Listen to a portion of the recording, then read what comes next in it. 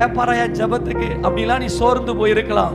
ஆனா இன்னைக்கு கர்த்தர் சொல்றாரு, தளர்ந்த கைகளை திடப்படுத்துங்கள். கையை மறுபடியும் நேரா இப்ப சொல்றாரு, சகல பரிபூரணமும் கிறிஸ்து இயேசுவுக்குள்ளே இருக்கிறதுமா என்று சொல்லுகிறார். ஆமென்.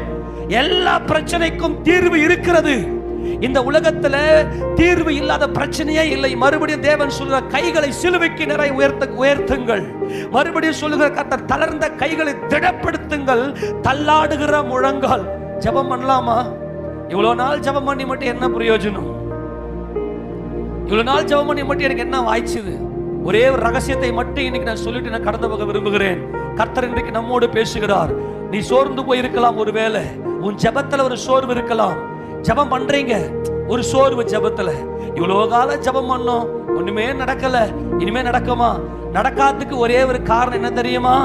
நீங்கள் சகல பரிபூரணமும் யாருக்குள்ளே வாசமா இருக்கிறது, அந்த பரிபூரணரை நீங்கள் நோக்கி பார்க்கவில்லை. அதுதான் எனக்கு பிரச்சனை. கர்த்தர் இன்னைக்கு சொல்றாரு, தளர்ந்த கைகளை திடப்படுத்தி தள்ளாடுகிற முழங்கால்களை பலப்படுத்துங்கள். மனம் பதறுகிறவர்களை பார்த்து. யார சொல்லுங்க? மனம் உண்மையிலேயே உங்கள் மனம் தேற்றப்பட்டு இருக்குமே ஆனால், எத்தனையோ பேர் இன்னைக்கு மனம் பதறிக்கொண்டு வாழ்க்கையில அங்கலாய்த்து கொண்டிருக்கிறாங்க. அவங்கள பார்த்து நீங்க சொல்லுவீங்க, உமக்காக